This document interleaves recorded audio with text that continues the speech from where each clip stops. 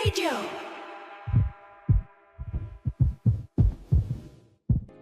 Ako po si Lexi. Buong professional life ko ay teacher ako. Nagsimula sa preschool, nag-elementary at high school at ngayon ay freshman teacher o instructor ako sa college. Hindi pa ako matatawag na professor kasi wala pa akong PhD o master's degree.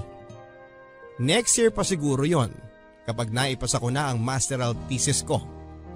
Masaya ako bilang teacher dahil nakikita ko ang pagbabago na naidudulot ko sa mga estudyante ko.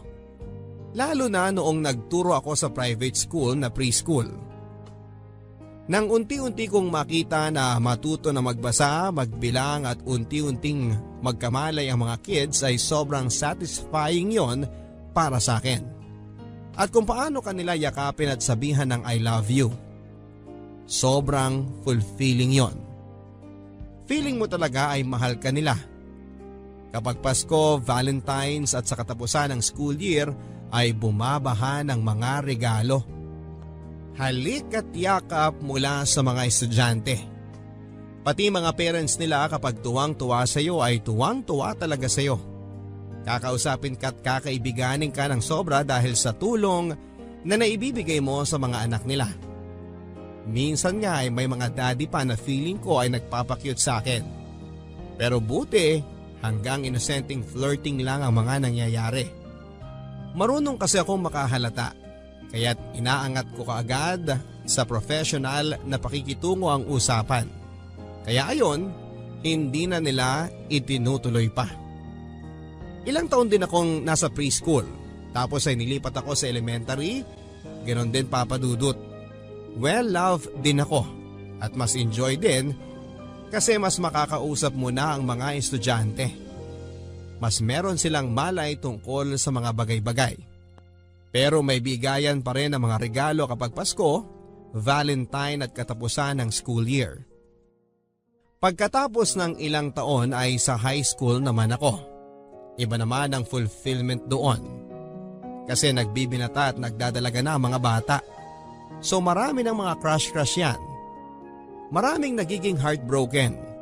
Ang may mga problema sa love life ay nag-uusbunga na. Kailangan kapag high school teacher ka ay parang guidance counselor ka rin. Kasi alam mo na, mga teenager ang daming drama sa buhay. At sa high school ay naging close din ako sa mga estudyante ko. Ipinapakita pa rin nila ang pagmamahal sa akin. At sobrang pagiging expressive nila. Kasi nga mas may kamalaya na sila sa stage na yon.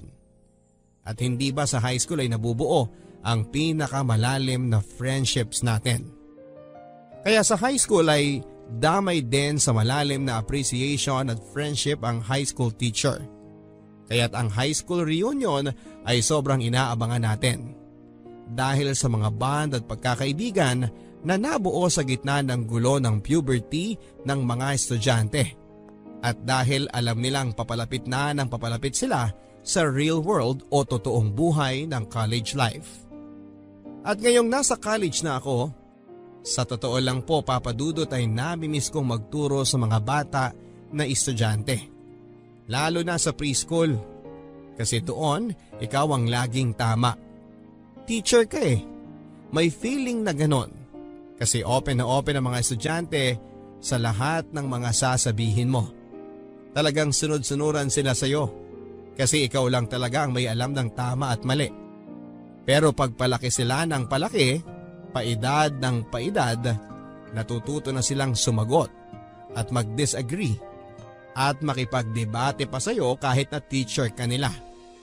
Pero ngayong college instructor na ako ay malay ko namang ako ang magtatanong sa sarili ko kung ano ang tama at mali. Naalala ko itong lahat nang mag-usap kami ng high school principal namin, ang boss ko.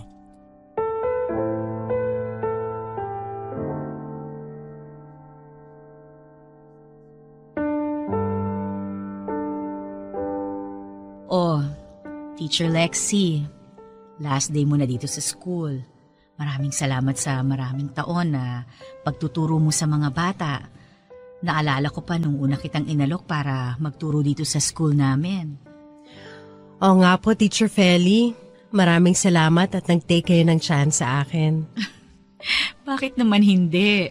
Magaling kang teacher. Naalala kita nung magkaklase tayo sa College of Education. Sabi ko sa sarili ko, balang araw kapag nakapagtayo ako ng school, kukunin talaga kita, Lexie. Bilang isa sa mga teacher doon. Kaya nga nung tinayo namin yung preschool, kinuha kagad kita eh. Salamat sa'yo at nagtiwala ka rin sa school ko. Ikaw ang nag-take ng chance. Oo nga, Teach. Ilang taon na rin yun? Parang ang tagal na. Mahigit 10 years na din, Lexie. Pero ikaw talaga ang sumugal, Teacher Feli. Pwede namang mga senior level teachers ang kinuha mo lahat. Pero fresh grad pa yung kinuha mo para mag-head ng preschool department mo. After 2 years. Ha? After 2 years? Kasi 'di ba, ikaw muna yung nag-head ng preschool department at assistant mo ko. Oo nga, no? Kasi naman, hindi ko pa alam ang mga dapat mong gawin o yung mga gagawin ko sa school. So, ako na muna ang nag-eksperimento. Pero kailangan kita nun para kapag meron akong tanong sa sarili ko, sa kung ano bang ginagawa ko o ano ba yung dapat kong gawin, ikaw ang siguradong makakatulong sa akin para ma-solve o maintindihan kung ano man yun. Oo nga, at ako naman, kinakabahan ako. Kinakabahan? Ikaw? Bakit naman, Teacher Lexie? Siyempre, pag tinatanong mo ko, alam ko na dapat makatutulong talaga yung sagot ko. Na tama ang maisasagot ko sa'yo. Kasi kung tinanong mo na ako, ibig sabihin na pag-isipan mo na yun ng matindi. At therefore, nangangailangan ka ng opinyon galing sa akin tungkol doon. Na ibig sabihin, kailangan mo ko para sa desisyon na gagawin mo para sa school. Ikaw talaga, Lexie. Oo, kilala mo na talaga ako. Siyempre, Teach. Idol kaya kita. Feeling very humbled ako na ako ang hinihingan mo ng opinyon. Hindi lang bilang assistant. Kasi feeling ko, binavalue mo yung kaalaman ko bilang educator. Kasi you've grown so much, Teacher Lexie. Along with the school. Toddlers, kindergarten, elementary, tapos high school nang tinuturuan mo. At ngayon, college na, 'di ba? So from early grades to college, biro mo, nadaanan mo lahat 'yun. Oo nga, biro mo yun, ma'am. And to think na maliban dun sa college, lahat ng teaching experience ko dito sa school mo. Oo nga, no? Sorry, ha? Sorry? Bakit sorry? Sana kung may pera ako para gawing college itong school, para maging university, di sana dito ka pa rin magtuturo. Para talagang masabayan namin ang growth mo. Nako ma'am, pag nagtayo talaga kayo ng university, tawagan niyo ako, go ako agad. Hire me na agad ang sasabihin ko sa inyo. Good luck on your career, Teacher Lexie. Sigurado akong maraming mga students ang may inspire sa'yo at mamahalin ka talaga nila. Tulad ng pagmamahal sa'yo ng mga students mo all these years dito sa school. Naku ma'am, thank you. Sana nga. I just know magugustuhan ka nila. Ang mga college professors ko kasi noon, ako ang susungit. Laging nakasimangot, mga terror. Kung hindi man terror, napaka-boring. O kung hindi naman boring, walang dating. Di ba naalala mo pa sila? Nako, parang totoo nga yan. Sana wag ako maging ganun. Nako, sigurado ako. All your years teaching sa early grades will positively impact your teaching style ngayong college. Nako, I'm sure your students will just love you. Nako, thank you, ma'am. Trust me, Lexie. They will love you. Si Ma'am Feli, noong last day ko as high school teacher. Papadudot, alam ko rin namang magugustuhan kong magturo sa college level kasi feeling ko ay nag-graduate na rin ako sa high school. Kahit ako yung teacher ay feeling ko ay nagtapos din ako ng pag-aaral. Nang ganong parte ng aking teacher career at ngayon ay ready na para sa mga challenging na trabaho. Kapag sinabi ko namang mas challenging, ang ibig sabihin din noon ay mas rewarding financially. At magandang balita yon para sa akin at sa asawa ko na si Nesty. Alam mo Papa Dudut, medyo hirap kasi yung buhay namin. This past few years na nagtuturo ako sa early grades, sa preschool, elementary at high school. Kasi hindi naman gaanong kalakihan ang sweldo ko. At yung asawa ko, si Nesty, hindi rin gaanong kalakihan ang sweldo. Minsan nga ay ilang buwan siyang walang sweldo. Kasi freelancer siya, Papa Dudut. Graphic designer. Dati nagtatrabaho siya sa opisina, kaya lang ay mainitin ang ulo. Kaya tuloy ay ayaw niyang mamasukan. Halos magsasampung taon na kaming kasal ni Nesty. Okay naman kami, Papa Dudut. Although wala pa kaming anak kasi nga financially ay kinakabahan pa ako. Sinusuportahan din kasi namin ang ilang mga kamag-anak. Parents niya na may edad na, parents ko rin at ilang kapatid ko. Hindi ko na masyadong idedetalye yon, Papa Dudut. Masalimuot kasi. Although maayos naman ang mga buhay ng mga pamilya namin, maayos meaning ay wala namang gulo, ako lang sa aming magkakapatid ang nakapagtapos ng college. Kaya kahit na teacher ako at maliit ang sweldo, bahagi pa rin noon ay napupunta sa pag-aabot sa mga gastusin ng mga magulang ko. At minsan ay napapautang sa mga kapatid. 3 lang naman kaming magkakapatid. May isa akong ate at isang kuya. Bunso ako. Pero may mga anak na sila at madalas ay kinakapos. So kanino pa ba sila unang hihingi ng tulong? Kundi sa kapatid nila na nakapagtapos at nagtuloy-tuloy ang trabaho, hindi ba? Eh di, ako na yon. Si Nesty naman na asawa ko ay medyo umaasa rin sa akin. Lagi niyang sinasabi na balang araw daw kapag mayaman na siya, hindi na raw siya masyadong aasa sa akin. Ang sabi niya kasi lalo na ngayon na nasa bahay na lang siya nagtatrabaho madalas, sa computer, minsan lang nakikipag-meeting sa kliyente para sa project, mababa lang naman ang gastos o expenses niya. Pero dahil doon, Papa Dudut, medyo nawawalan na rin ako ng respeto sa kanya. Kasi alam na nga niyang sumusuporta ako sa pamilya ko, tapos parang hindi siya nag-extra effort para kumita. Siya pa nga ang nagsabi sa akin na magturo na ako sa college para mas malaki ang sweldo. Hindi ba medyo nakakabanas din yon? Parang may motibo siya na kumuha ako ng trabaho na mas mataas ang sweldo. Kasi kapag mataas ang sweldo ko, ang ibig sabihin ay absuelto siya sa mga responsibilidad na makahanap din ng mataas na sweldo para pambuno sa mga gastusin naming mag-asawa. So talagang hindi pa kami pwedeng magkaanak, Papa Dudut. Kasi sapat na sapat at minsan ay kinukulang din ang kinikita naming dalawa para sa aming dalawa lang. Kaya madalas nga, napapaaway na rin kami tungkol sa pera. Normal lang naman yon siguro. Pero sa tagal ng panahon ay naaapektuhan na rin ako, Papa Dudut. Kasi yung dating nadadaan namin sa biro, ngayon ay nagiging seryoso na. At nagiging away na. Kumusta na sked mo sa university? Ilang units daw ang ituturo mo? Ilang klaseng hawak mo? Hindi naman talaga klase ang hawak ko. Course. College na to, Nesty. Alam ko naman yun eh. Siyempre alam ko ang kaibahan ng college at high school. Nakapag-college din naman ako. Pero? O anong pero? Nakapag-college, pero? Pero ano? Hindi nakapagtapos, ganon? Ikaw, ba't nagagalit ka na? Bakit hindi ako magagalit? Diba, biruan natin yun. Ako college, ikaw knowledge. Anong nakakatawa dun? Nesty, ano ba? Ano bang problema? Bakit mainit ulo mo palagi? Hindi ka ba natutuwa na magtuturo na ako sa college? Hindi ka ba natutuwa sa asenso ko? Malaking tulong sa atin to, hindi ba? Oo. Ganun naman pala eh. Magtatanong lang naman ako tungkol sa sweldo mo. Mas malaki na sweldo mo, hindi ba? Oo nga.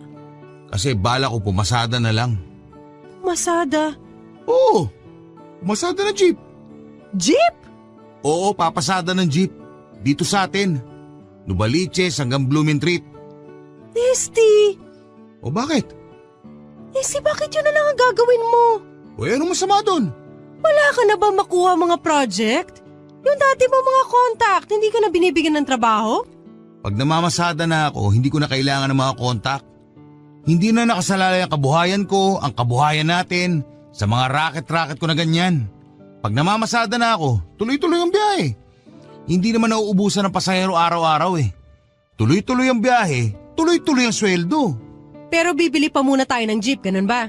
Oo, sandali lang yun pag regular ka na sumisweldo. Pero, Nesty, Bakit? Ano problema mo? magtuturo na ako sa college. Magiging professor na ako. Oo nga, ano ngayon? Anong kinalaman nun sa pagpasada ko ng jeep? Hindi pwedeng jeepney driver ang asawa ng isang college professor.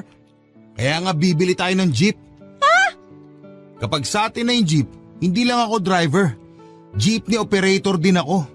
Dahil hindi ako namamasukan sa kung sinong jeepney operator, nakukunin lang ang kinikita ko sa pamamasada buong hapon. At pag akong operator at may-ari ng jeep, sa akin ang oras ko kung kailan ako papasada. Kung sa Maynila nga ako kukuha ng prangkisa, baka pwede pa kitang sunduin dun. Isasabay ko sa tapos ng klase mo. Tapos sabay ka na sa akin pag-uwi. Hindi mo na problema ang pag-commute. Yan talaga ang gusto mo? Oo. Pasado ba sa'yo ang plano ko? Papa Dudut, hindi pasado sa akin ang plano ni Nesty. Bagsak na bagsak. Kung kailan naman ako magiging professor sa kolehiyo, ganun pang bibiglain niya ako ng asawa ko na magiging jeepney driver siya. Wala yon sa plano ko. At sigurado akong wala naman talaga yon sa plano niya nang magpakasal kami. Hindi man siya nakapagtapos ay matalino at may abilidad naman ang asawa ko. Kahit dati pa. Alam ko naman na meron siyang ibubuga. May talent naman siya, Papa Dudut, sa pagdidesenyo ng brochure at poster. At sa printing, hindi lang siya siniwerte sa mga napasukan niyang mga ahensya. Nang una kaming magsama ay mas malaki ang kinikita niya kaysa sa akin. Papa Dudut, sorry pero sasabihin ko na. Kung bala kong maging asawa ng driver, edi sana sinagot ko na yung tricycle driver na pumorma sa akin ng elementary school teacher pa lamang ako. Ang dami yata mga driver. Hindi ko nga mabilang sa daliri ng kamay ko na gustong makipag-date sa akin noon. Ang sabi nila kasi ay ang ganda-ganda ko raw. Biniro pa nga nila ako na artistahin daw ako. Pero lahat sila ay hindi ko pinansin. Tinatawanan ko lang lahat sila. Wala namang problema sa pagiging driver. Marangal na propesyon yon. Pero hindi ko kailanman nakita ang sarili ko na may asawa na driver. Tricycle man o taxi o truck o bus. At lalong hindi ko kayang tanggapin na magiging asawa ako ng jeepney driver. Sa totoo lang, simula ng pag-uusap na yon ay talagang na-turn off na ako sa asawa ko. Parang biglang nawala ng drive, ng ambisyon. Parang nag-give up na siya na umasenso sa trabaho niya sa pamamagitan ng pagpapayaman sa abilidad niya sa computer graphics at disenyo. Ngayon, kung na-inlove ako sa kanya noong una pa lamang at driver na siya dati pa, edi pwede pa yung ganon. Magiging kami kahit na ayaw ko sa driver. Kung na-inlove ako sa kanya nung mulat na mulat ang mata ko. Naintindihan naman niya yon, hindi ba, Papa Dudut? Kung simula pa lang ay driver na siya at na-inlove na ako sa kanya, edi okay lang. Pero ngayon, pagkatapos ng ilang taon ay bigla na lang siyang magiging driver kung kailan malapit na akong maging professor. Ayoko naman ng ganon. Hindi yon kasama sa plano ko, Papa Dudut. Simula pa lang sa first day of classes ay masaya na ako, Papa Dudut. Bibo ang mga estudyante. Masyado nga yatang bibo.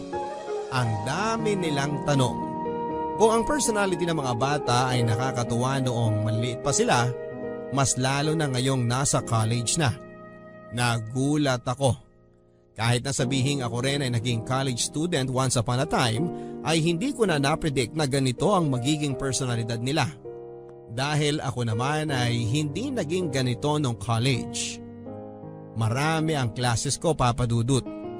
Umaga pa lang, madaling araw umaalis na ako dahil ang unang klase ko ay alas 7 ng umaga. At ginagabi na rin ako hanggang sa alas 9 ng gabi. Napasabak ako talaga, Papa Dudut.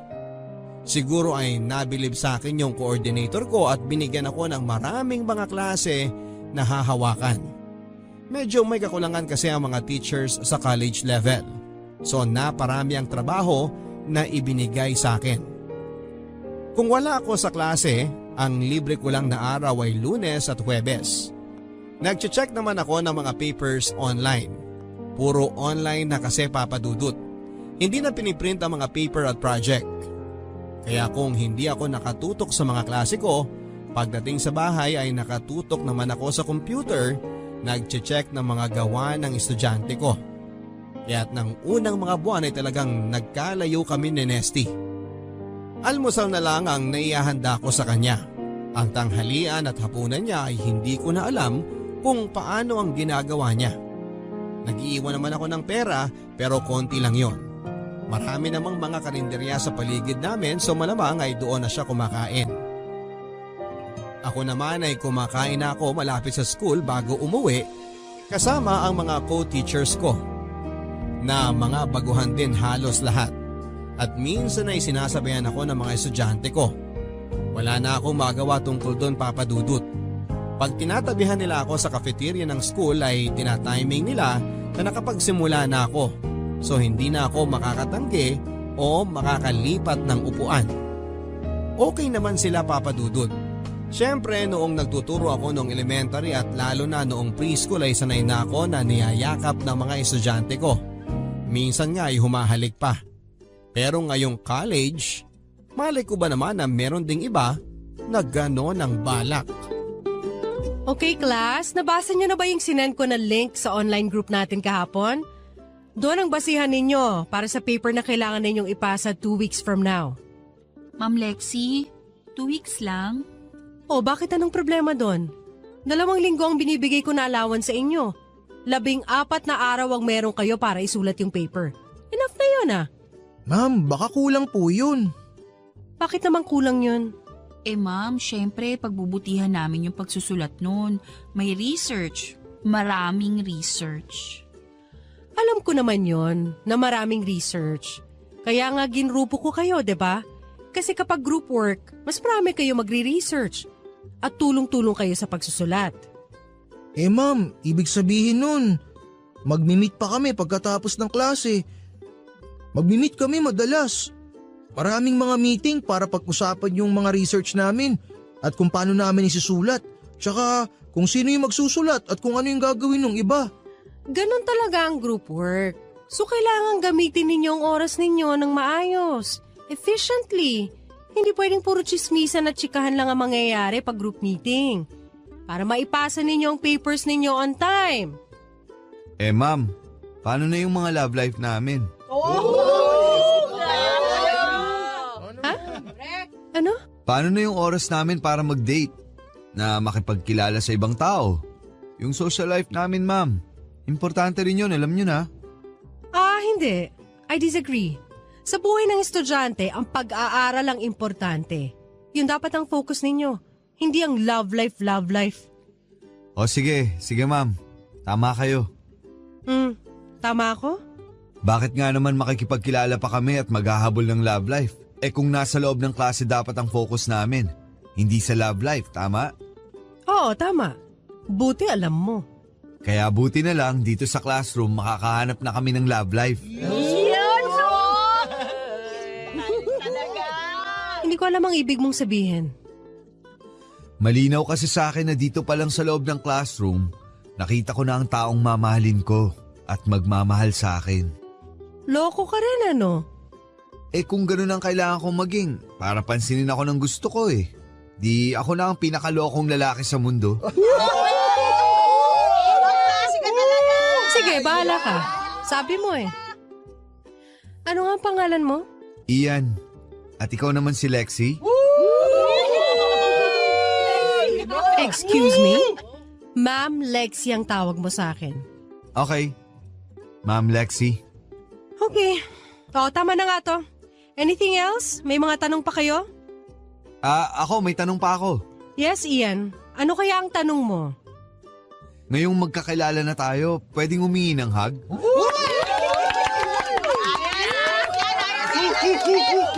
No! Walang hug! Okay, nagbabaka sakali lang naman. Naku, Papa Dudut. Hirap na hirap akong itago ang kilig ko.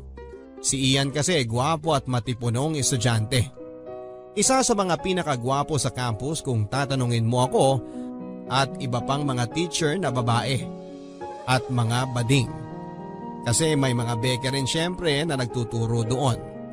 Sasabihin din nila na si Ian ang pinakagwapo, parang morenong version ni Dennis Trillo at mas matangkad.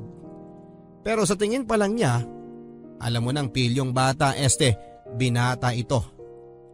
Feeling ko ay may crush siya sa akin at feeling ko ay alam ng buong klase. Kasi lagi nilang ibinibida si Ian.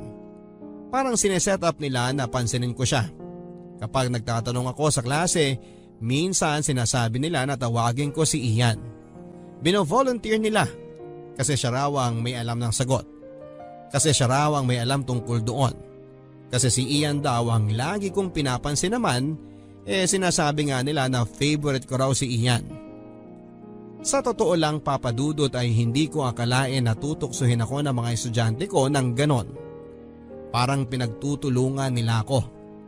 Sasabayan nila ako sa koridor, kunwari ay tutulungan nila ako magdala ng mga libro at materials na mabigat. Una, tatanggi ako.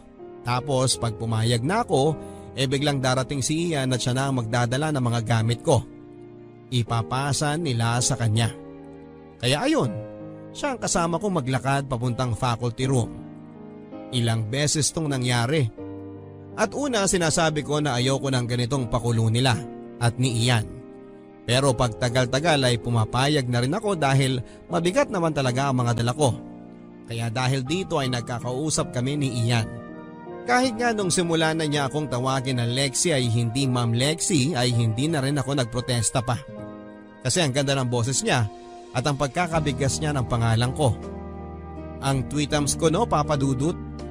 At pagkatapos ng ilang beses na makasabay ko si Ian sa koridor, nauwi ang usapan mula sa small talk tungkol sa klase at mga papers at napunta na sa ibang mga bagay. Mga personal na bagay na walang kinalaman sa classroom. Ito yung mga bagay na kapag nasimula nang mapag-usapan ay alam mo nang nag-iiba na ang usapan. Magbabago na ang dynamic o pakikitungo namin sa isa't isa. Hindi na ito bilang estudyante at guro o pupil at professor. Pero magiging usapan na lang ng dalawang tao na may buhay na normal. Na may pangitain at pangarap at may mga tumitibok na puso at isipang umiikot. Na kadalasan ay nag-aaway at nagkaka-conflict sa isa't isa. Hindi ba lagi nalang sinasabi na nag-aagawa ng puso at isipan natin para sa atensyon? Na nagtatag of war ang dalawang ito, ang puso at isipan. At lagot ka kung ang puso ang mananalo. Ganon ang mangyayari pag ang usapan ay nauwi na sa personal na mga bagay. Lalo na para sa akin na isang guro at sa isang estudyante na aminado naman ako sa sarili ko, noon pa lang ay naa-attract na ako sa kanya. Naku Papa Dudut, tuwing maiiwan kami sa koridor sa school na naglalakad ay eto na ang usapan na kinakabahan akong mangyari sa aming dalawa. At ayun, nangyari na nga. Ma'am Lexi, Yes, Ian? matagal na kayong kasal, no? Matagal na rin, Ian. Masaya naman kayo. Excuse me? Private ng tanong mo, ah. Sorry, Lexi. Masaya naman, Ian. Uy, ang private din ang sagot mo, ah. Nagulat ako. Ganun eh. Lumabas na agad yung sagot ko. Itatago ko pa ba? Ilang beses mo na akong sinasamahan dito sa school na dala-dala yung mga gamit ko. So, naisip ko na mabigat yung tanong mo, edi ibibigay ko na rin sa iyo yung mabigat na sagot ko sa katanungan mo. Oo nga. Para gumaan ba? Parang gano'n na nga. Bakit? Mabigat ba para sa'yo? Medyo. Siguro. Ewan ko.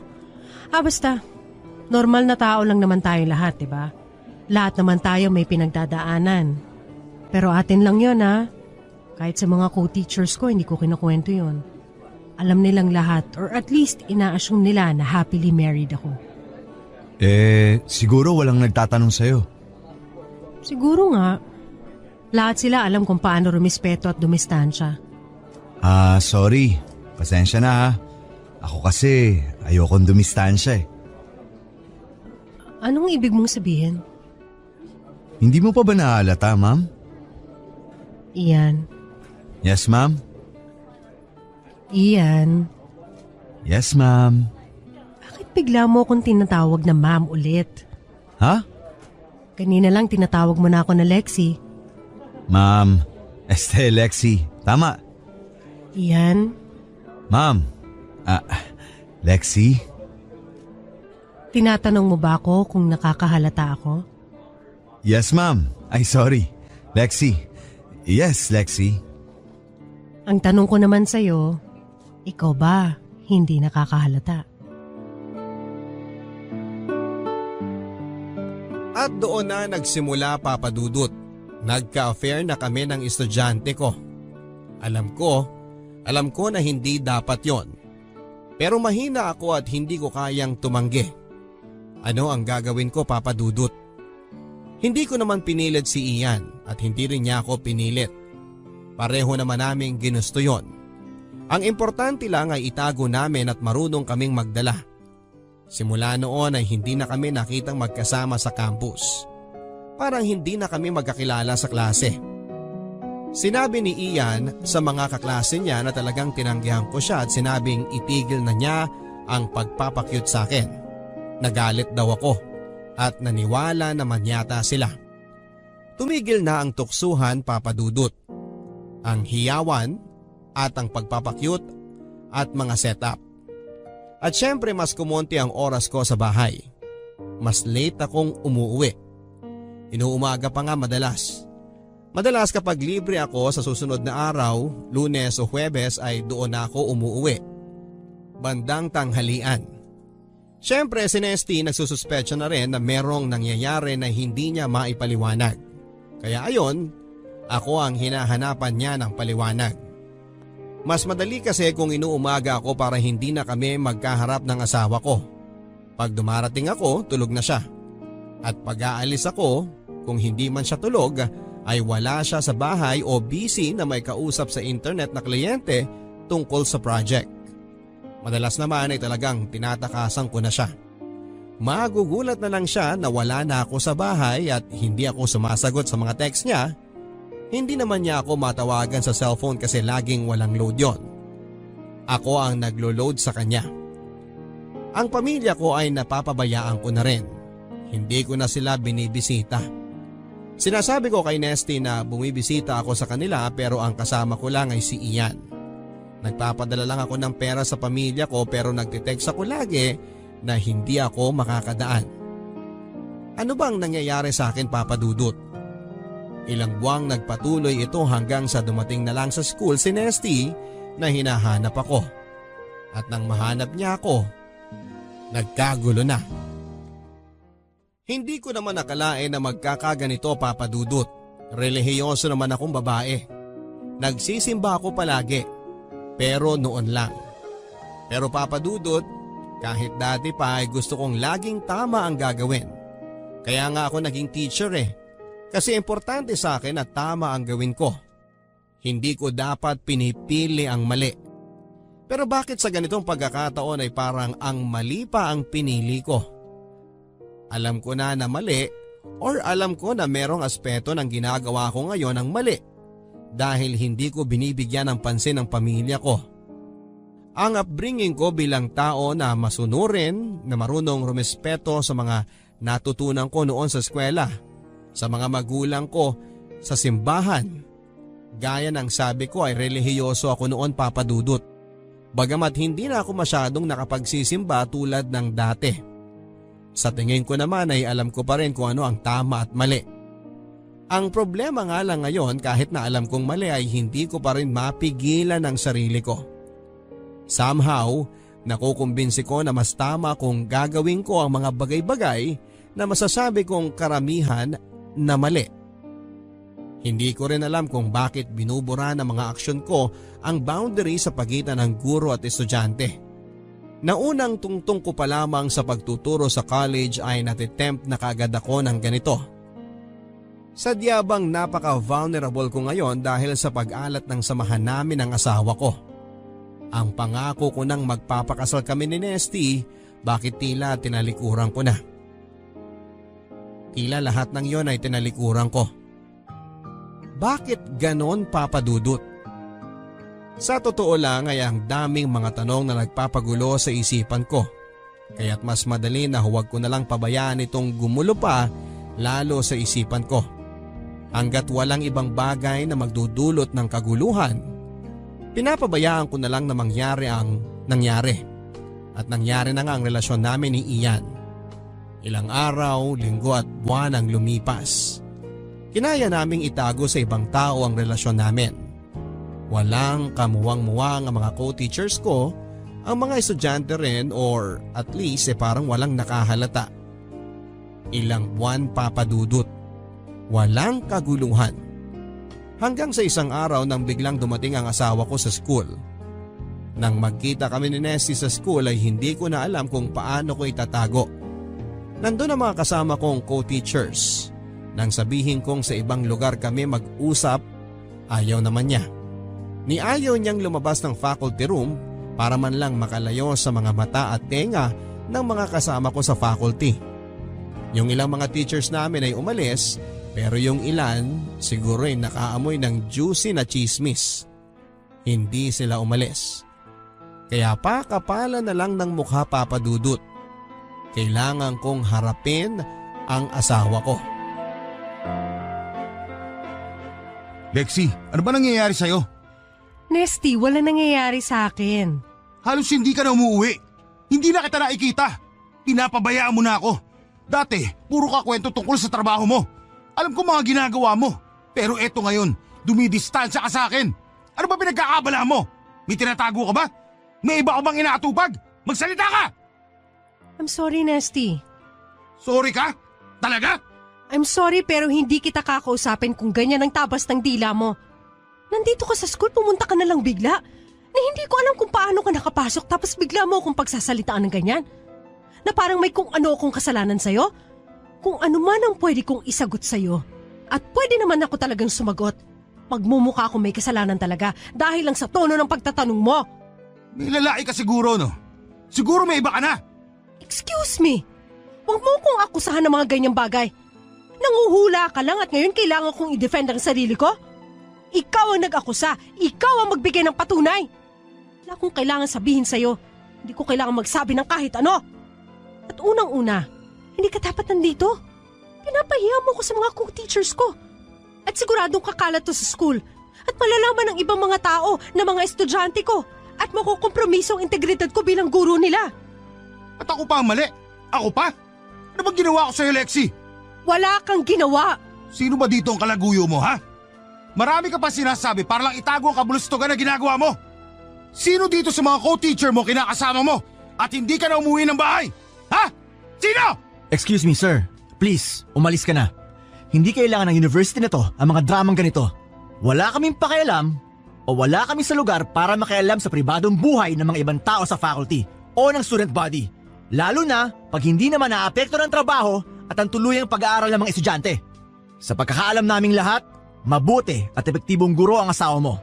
Kung asawa mo nga siya. Asawa ko siya! O sige, sabi mo eh. Pero dapat ka nang umalis. Nandito na ang security oh. Tinawag ko na sila habang nagbububula ka kanina. Kaya please, sumama ka na sa kanila. Lexi, hindi mo pwede gawin sa akin to. Ano bang ginawa ko sa'yo? Bakit ayaw mo akong kausapin? Sir, please, sumama ka na sa kanila. Sir, sumama ka na ho sa amin. Nesty, please sumama ka na sa kanila. Sabihin mo muna sa akin na hindi totoo ang sinasabi ko. Na wala kang balak na iwan ako. Na mahal mo pa ako. Na walang ibang lalaki sa buhay mo. Ma'am, pwede po bang doon nyo na lang sa office nyo to ituloy? Sir, kung hindi kayo sasama at kung magpapapigil pa kayo, talagang papa-aresto na namin kayo. Disturbing the peace na po ito. Nesty, hindi totoo mga sinasabi mo. Walang ibang lalaki sa buhay ko. Mahal mo pa ba ako? Huwag na natin dito pag-usapan yan, Nesty. O sige sir, parang yun na yung sagot na hinahanap ninyo. Alis na po tayo. Lexi! Lexi! Ba't mo nagawa sa akin to? May lalaki ka nga! Nagsisinungaling ka! Nagsisinungaling ka! Hindi mo na ako mahal! Walang iya ka! Tinagurihan ka pa naman, teacher! Paano mo nagawa sa akin to?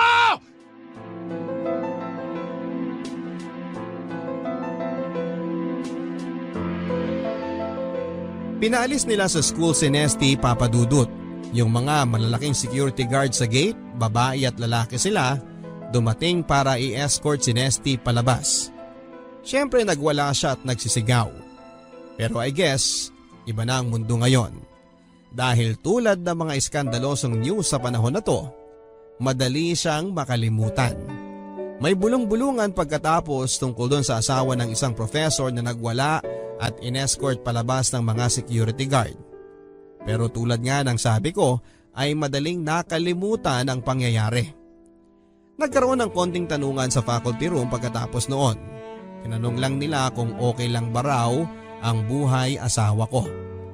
Sinabi ko lang na talagang nagkakalabuan na kami ni Nesty.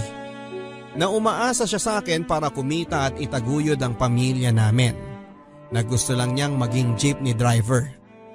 Na ang inaabangan lang naman niya ay ang mas mataas ko ng sweldo dahil sa college na ako nagtuturo. Ang sinabi ko sa mga co-teachers ko na yon lang naman talaga ang mahalaga kay Nesty at hindi ako. Hindi ako na asawa niya. Hindi ako na partner niya na umangat ang estado sa buhay at karir bilang guro. Sinabi ko sa kanila na wala namang pakialam si Nesty sa ibang tao bukod sa sarili niyang interes. Sa sarili niyang mga hangarin.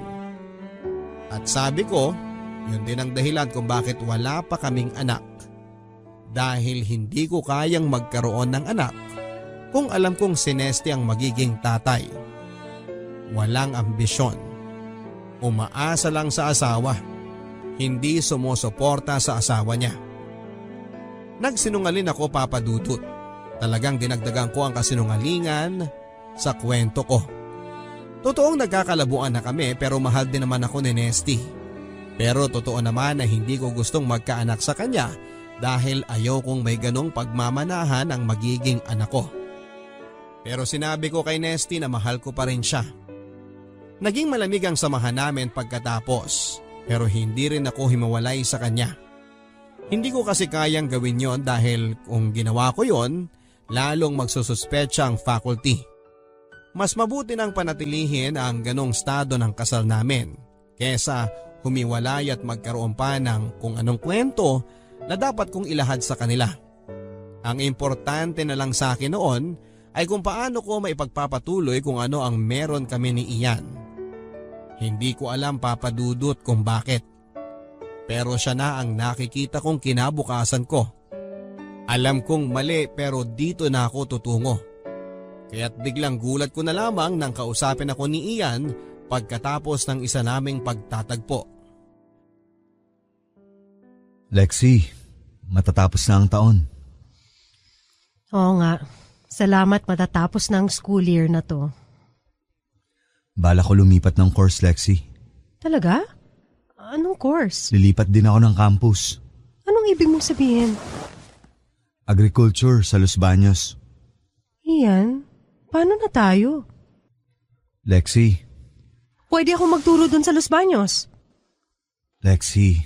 Madali naman mag-transfer doon. Actually, maganda nga doon. Maaliwalas. Preskong-presko ang hangin. Pwede tayo magrenta ng apartment na off-campus. Ako na bahala. Kaya ng sweldo ko naman yun eh. Maliit lang ang renta doon sigurado. Nakapag-boarding house na yung kakilala ko sa Los Baños. Mura lang talaga. Dito lang naman sa Manila sobrang mahal ng renta ng mga bagay-bagay. And ang balitaan ko, maraming bakante sa faculty nila. General education naman ang tinuturo ko, so pasok pa rin ako doon. Teka, mag-email na kaya ako ngayon habang maaga. Para umandar na, mag-apply na ako agad-agad para pagdating ng June, o kahit summer pa lang, makapagturo na ako doon. Lexi, ano ba? Bakit? Anong problema? Ito na nga ako, inuunahan na kita para smooth ang transition natin doon sa Los Baños. Aba, malaking move yata yun. So mabuti pa, asikasuhin na natin ngayon bago pa tayo lumipat doon. Lexi, hindi tayo lilipat doon. Ako lang. Hindi tayong dalawa. Mag-e-enroll ako doon. Magta-transfer ako ng course. At ikaw, hindi ka susunod sa akin. Hindi ka magiging faculty doon. At lalong hindi tayo magsasama sa loob ng isang apartment sa campus. kung sa labas ng campus? Kahit sa loob o labas ng campus, hindi tayo magsasama. O sige, madali naman magpunta sa Los Baños. O di kaya, bibisitahin na lang kita pag weekend. Madali lang yun. No, Lexi. Anong no, Lexi? Tapos na to. Anong tapos? Tapos na. Hindi mo ba nakukuha yun? Hindi ba teacher ka? Bakit ang hirap mong umintindi? Tapos na ang relasyon natin. Ayoko na.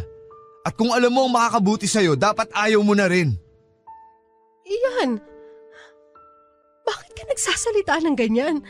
Dahil ayoko na. Malinaw. May iba pa bang rason na kailangan para itigil tong relasyon na to? Bukod sa ayaw ko na? Paano nararamdaman ko? Sa tingin mo ba ayaw ko na? Paano mo itutuloy? Ayaw ko na nga. Ayaw ko na sa relasyon na to. Iyan, bakit mo bigla akong tinatrato ng ganito? Ilang buwan na nating inaalagaan to. Ilang buwan kong tinaya ang reputasyon ko bilang teacher sa college. Sa panahon na ginugol mo para sa UIN ako pagkatapos ngayon, buong-buo ko nang binibigay yung sarili ko sa'yo, bigla mo ako isasantabi na lang at itatapon na gano'n-gano'n na lang. Yes, ma'am. Tapos na ang lesson. Tapos na ang school year. Isang sem lang naman tayo nagsama talaga. Kung bibilangin mo, di ko rin naman akalain na tatagal tayo ng ganito. Iyan, huwag ka magsalita ng ganyan. Alam ko pareho tayo ng nararamdaman. Hindi mo pwedeng ipagsinungaling yun. Nararamdaman ko rin na minahal mo ko. Ramdam na ramdam ko yun. Oo, minahal din kita. Totoo naman yun. Pero hindi na dapat ito magpatuloy. Bakit? Ano to? Bigla ka nagkaroon ng konsensya? Please, tama na ang drama na to, Lexi. Huwag na nating dagdagan ng drama. Anong drama? Bakit? Naghiwalay ba kayo ng asawa mo? Bakit hanggang ngayon nagsasama pa rin kayo? Pagkatapos ninyong mag-away sa faculty room at pagkatapos mong sabihan ng mga co-teacher mo na patay na ang relasyon nyo, bakit hanggang ngayon sa kanya ka pa rin umuwi? Dahil kahit ano mangyari, kasal pa rin kami. Hindi ko basta siya may hiwalayan at mas madali para sa akin na magsinungaling sa kanya kaysa sasabihin ng totoo at malagay pa sa kapahamakan ng sarili ko. Dahil kung nalaman niya ang totoo, baka mapatay pa niya ako. Buti nang ganito, nagtatago tayo. Mas gusto mong nagtatago tayo? Magaling naman tayo magtago eh. Ayoko nang magtago, Lexi! At kung pipilitin mo pa akong magtago, itigil na natin ang relasyon na to. Ang hindi ko maitago ngayon, ang katotohanan na hindi na kita mahal. Hindi mo na ako mahal? Pero bakit mo ko sinuyo? Alam mo naman ang kabataan, mapusok. Na-attract ako sa'yo. Totoo yun. Pero yun lang yun. At na-develop ako. At naging seryoso. Pero tulad ng maraming bagay, lumipas din siya. Tumagal ng kaunti, pero lumipas pa rin. Kaya Lexi... Huwag mong sabihin. Please! Huwag mo akong hawakan. Huwag mo sabi akong hawakan. Hanggang dito na lang. Pagkatapos noon ay ilang beses na lang kaming nagkita, Papa Dudut. Pero feeling ko ay napipilitan na lamang si Ian sa akin. Dahil naaawa siya siguro. O dahil hindi niya lang alam kung ano ang mangyayari kung bigla na lang siyang hindi magpakita sa akin. Baka feeling niya ay magwawala ako. Mag-iiskandalo. Alam ko kasi kung saan siya nakatira. Kilala ko kasi ang mga kaklase at kabarkada niya. At halata niya na parang masisiraan na ako ng bait. At hindi ko siya masisisi kung iniisip niya yon. Kasi talaga namang halos magwala na ako. Nagsimula akong uminom, mag-isa, ang bag ko ay laging may lamang alkohol at nagsimula akong manigarilyo. Sa university ay merong freedom wall sa website kung saan ay kahit sinong ay pwedeng magsulat ng saloobin nila. Anonymous, walang makakaalam kung sino ang nagsulat. Mga estudyante at faculty, mga trabahador ng university pwedeng magsulat doon. Kahit mag-rant o maglabas ng samaan ng loob ay pwede mo dong ilagay nang hindi mabubuking kung sino ang naglagay. Protektado ang privacy mo. Kaya ayun, sulat ako ng sulat doon. Para mga blind item, mga hugot lines. Huwag papatol sa lalaking mahiling magpa-cute dahil ang cute ay ika-cut off ka sa buhay mo. Mga nonsense na ganon, Papa Dudut. Minsan talagang kapal mukha nang nilalagay na mahal kita, bakit mo ko iniwan? Parang title ng kantang kasuklang-suklamang titulo. Alam kong kailangan kong maisaayos ang buhay ko pagkatapos noon. Talagang bagsak na ang pagkatao ko, Papa Dudut. Si Nesty talagang dumidistansya na rin sa akin. Parang ilang buwan na kaming hindi nag-uusap. Walang pakialamanan. Kahit sa tinitirhan namin, Papa Dudut, doon sa apartment, para kaming dalawang magka-boarding house na hindi nagkikibuan. Kanya-kanyang bili ng pagkain, kanya-kanyang laba at kanya-kanyang sariling mundo na napakaliit. Kaya't malaking ginhawa nang biglang makakuha ng trabaho si Nesty sa labas ng Maynila. Sa Mindanao pa nga, Papa Dudut. May dati siyang kaklase na biglang kumuha sa kanya bilang company driver. Marunong naman siyang magmaneho kaya't kinuha na niya. Malaki-laki ang sweldo pero kailangang doon na siya manirahan sa matagal na panahon. Ang sabi niya sa akin, pinapili daw siya kung gusto niyang doon na manirahan at pumayag naman siya. Ilang linggo na kaming hindi nagkikita ni Ian at ilang araw na lang ay aalis na si Nesty. Hindi naman matagal na panahon ang lumipas bago siya makapagsimula ng trabaho niya sa Mindanao. Hindi naman sa ibang bansa kasi, Papa Dudut. Hindi kailangan ng kung ano-ano mga papeles at passport o visa o kung ano man. Mga health clearance lang at NBI clearance ay makapagsisimula na siya. Nag-usap kami ni Nesty bago siya umalis. Sa totoo lang, Papa Dudut, ay minahal ko rin naman si Nesty.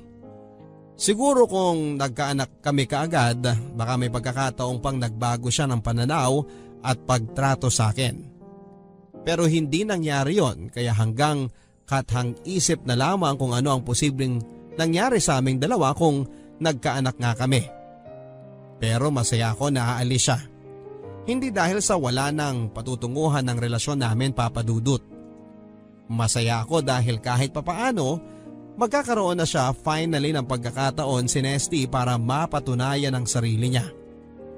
Mukha kasing importante ang magiging trabaho niya dahil pinadalhan pa siya ng pera para makabili ng mga damit na maayos na gagamitin niya sa trabaho niya.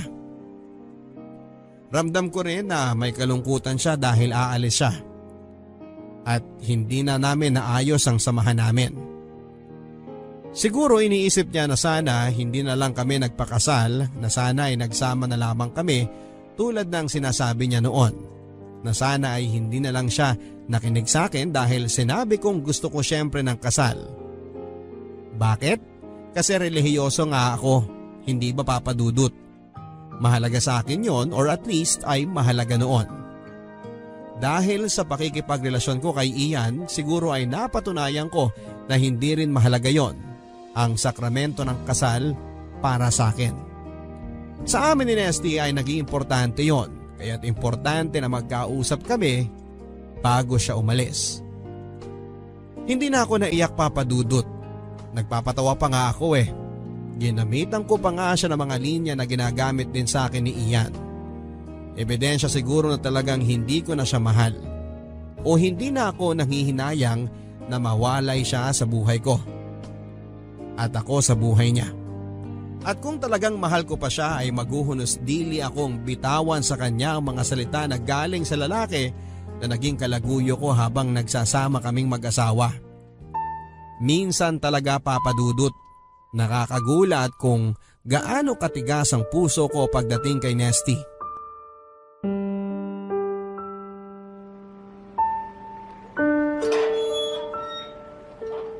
May tao bang babati sa'yo sa airport? Meron. Hindi ko siya kilala pero meron daw placard na may pangalan ko. Wow, galing naman nun. Congrats, Nest. Biro mo yun, para kang sikat na celebrity na may susundo pa. May placard na may pangalan mo. Lexi. Paano kung may magpanggap na ikaw tapos agawin yung sundo mo? Paano na yun? Lexi, mahal kita. Please, Nesty, wag dito. Saan pa, Lexi? Kailan ko pa sasabihin ulit? Hayaan mo, ito na yung huling beses na maririnig mo sa akin yan. Hindi mo na ako makikita ulit. Huwag ka namang ganyan. Hindi mo o gusto umalis? Hindi sa ganon. Gusto mo na akong umalis talaga? Gusto kong maging mabuti ang trabaho at buhay mo. Kahit wala na ako sa buhay mo. Hindi ko naman ginusto na maging ganito tayo eh. Lexi, dati naman ang ayos ng samahan natin, hindi ba? Maayos, Nesty. Pero may mga bagay na lumilipas talaga. Please, Lexi. Ipaglaban mo naman ng kaunti ang naging samahan natin. Baka naman may pag-asa pa. Kung maniniwala ka lang, malalaman mo na para sa akin, mahal na mahal pa rin kita at handang ipaglaban ang relasyon natin. Nesty, please. Please ano? Please, tama ng drama na to, Nesty. Huwag na nating dagdagan ng drama. Huwag na. Linya ni Ian yon, Papa Dudut. Hindi masarap marinig galing sa kanya. Pero masarap ibitaw. Lalo na noong sa akin galing at patungo sa iba. Kaya ayon, umalis na si Nesty. Humahagulhol na sumakay sa taxi. Medyo maliwanag na rin ang langit noon kaya may mga kapitbahay na gising na at nasa kalye na. Malamang ay nakita nila ang pag-uusap namin at ang paghagulhol ni Nesty. Nakakahiya, Papa Dudut. At hindi ko alam kung bakit mas nahihiya ako sa paggawa ni Nesty kesa sa pagkakaroon ko. Isang babaeng may asawa at halos isang propesora na sa kolehiyo ng isang relasyon sa estudyanteng hindi hamak na mas bata sa akin. Pero muntik na akong mahiya ng isang araw ay kausapin ako ng kakilala ni Ian. Si Weng. Talagang doon ako napilitang harapin kung ano ang ginagawa ko. Isa itong kakilala mula sa nakaraan niya. Isang nakaraan na wala akong kamuwang-muwang na nangyari pala. Bigla na lang niya akong tinawagan. Wala siya sa contacts ko at sinabing pupuntahan daw niya ako. Dumating siya sa apartment bago ako pumasok sa school. Nagulat na lamang ako at nandun siya. Kahit na hindi ko ibinigay sa kanya ang address ko. Sige, upo ka. Nagtataka ka siguro kung paano ko nalaman ang telepono at address mo. Oo nga. Hindi kita kilala. Pero kilala kita. Ilang beses kitang sinundan mula sa school hanggang dito sa apartment mo. Ha? Bakit? Inoobserbahan ko kayo ni Ian. Kilala mo siya? Estudyante ko siya dati. Nung high school pa lang siya. Teacher ka niya. Grade 11, chemistry. Paano? Sinuyo niya rin ako. Noon pa man, simpatiko na si Ian. Malaking bulas, parang hindi minor de edad kung umarte. 17 pa lang siya noon. At naging kayo? Oo. Tumagal kami ng 2 taon. Hanggang maging first year college siya. Naghiwalay rin kami. At ngayon? Dapat malaya na kaming maging kami ulit. Kung hindi ka lang pumasok sa eksena. Ha? Anong ibig mong sabihin? Ngayong nakaraang taon, magkikita kami sana ulit. Pagkatapos ng matagal na panahon. Naging mainit na balita kasi kaming dalawa. Kumalat ang mga chismis. Maraming nakakita sa amin na magkasama. Nakarating to sa mga parents ng school na merong isang estudyante na naging jowa ng isang member ng faculty. Kahit nag-graduate na si Ian noon, kilala pa rin siya ng mga parents at admin. At ang girlfriend niya na teacher ay nagtuturo pa rin sa school ng mga anak nila. Kaya't pinaalis nila ako sa school. I'm sorry pero hindi ko alam ang kwentong to. Kaya naghiwalay kami ni Ian. Nangako kami na magbabalikan kami pag hindi na mainit ang mga mata ng tao at pag meron na akong ibang trabaho. Sabi ko sa kanya, huwag na kaming magbalikan. Baka doon na natatapos ang kwento namin. Pero mapilit siya. Kami na raw ang para sa isa't isa. At pagkatapos ng ilang taon, mangyayari na dapat yon. At magkakabalikan kami. Kaya lang dumating ka. Gaya ng sabi ko, hindi ko alam ang lahat ng ito. Bakit ba dumating ka pa sa buhay namin? Sinira mo ang mga plano namin. May asawa ka na. Ako, wala. Kaya malaya kaming magkaroon ng relasyon ni Ian. Pero sinuyo niya ako. Alam mo naman kung gaano kasimpatiko si Ian. Nahulog ako sa kanya. Pero may asawa ka na! At hindi mo dapat siya pinatulan pa! Nang makilala ka ni Ian, hindi niya na sinasagot ang mga tawag o email ko, ang mga messages ko, kung ano-anong palusot ang ginagawa niya para hindi kami magkita. Sinira mo ang buhay ko nang dumating ka sa buhay niya! Hindi ko alam. I'm sorry. Halos 1 taon mo akong pinahirapan! At ngayon, finally, hihiwalayan ka na niya at nakuha mo pang ipaglaban ang relasyon ninyo? Bitawan mo na si Ian! Ayaw na niya sa'yo! Hindi mo ba nakukuha yon? Alam ko. Eh bakit ayaw mo pa siyang hiwalayan? Kasi mahal ko siya. Alam mo rin kung ano ang pakiramdam na yon. Oo, alam ko. Itinaya ko ang pagiging teacher ko doon. Iniwan ko ang pagtuturo para sa aming dalawa. Ikaw ba? Kaya mo bang itaya ang pagtuturo mo? Naghiwalay kami ng asawa ko. Iniyakan ka ng asawa mo! Nakita ko siya. Yun yung araw na dapat pupuntahan kita. Pero nagkataon na yun din ang araw na paalis ang asawa mo papuntang airport. Maaga ako dadaan dahil papunta ako sa trabaho. Itinapon mo ang relasyon ninyo ng asawa mo dahil lumandi ka sa estudyante na ayaw na sa'yo! Hoy! Teacher ka rin niya! Kung lumalandi ako, mas nauna ka pa sa akin! Huwag ka nagmamalinis-linis dyan! Pupunta ka rito sa pamamahay ko at sisigaw-sigawan mo ako ng ganyan? At kung umarte ka, akala mo kayo ulit ni Ian? Hindi pa kami tapos ni Ian. Pag matauhan lang siya, babalikan niya ako. Matagal na kayong wala. Kami, sariwa pa ang pagsasamahan namin. Hindi pa uli ang lahat para sa amin ni Ian. Hanggat hindi pa siya lumilipat ng course at ng campus, pwede pa magpatuloy kaming dalawa. Bakit nasabi mo babalikan kanya at pagiging kayo ulit? Anong ebidensya mo? Si Ian ang nagbigay sa akin ng number mo. Bakit mo hiningi ang number ko? Siya ang nagbigay sa akin. Nang sabihin ko sa kanya na alam kong nangyayari sa inyo. Kinuwento niya na ang lahat. Na gusto na niyang kumawala sa'yo. Natuwa pa nga siya nang sabihin kong sinusundan ko kayo. Akala ko magagalit siya. Ako naman, handa nang magalit sa kanya at sabihin lahat ng sama ng loob ko. Pero sinabi niya na mas gusto niyang maging kami ulit kaysa magpatuloy ang relasyon ninyo. Sinabi niya lahat yun? Oo. Ano pang sinabi niya? Malaking pagkakamali raw ang pagsuyo niya sa'yo. Pinagsisisihan niya ang lahat ng nangyari sa inyong dalawa. Kung kakausapin raw kita, yun lang ang paraan para mapamukha sa'yo na talagang wala na kayong dalawa. At tigilan mo na raw siya, Lexie. At doon na durog ang puso ko, Papa Dudut. Isa pala akong pagkakamali. Ako na pumili na ipagpatuloy ang isang mali na bagay at kumbinsihin ang sarili ko na tama ito. At tama ako. Ako pala ang mali. Ako ang kumatawan sa pagkakamali ng ibang tao. Tao na minahal ko at minahal pa rin at handang mahalin pa. Kahit na sinabi na niyang ayaw na niya sa akin, na pinagsisisihan niya ang lahat ng nangyari sa amin. Paano ako magpapatuloy, Papa Dudut? Yun ang gusto kong malaman. Nawala na sa akin ang asawa ko. Itinulak ko na siyang palayo. Kahit na minamahal pa niya ako. Initsapwera ko siya sa buhay ko.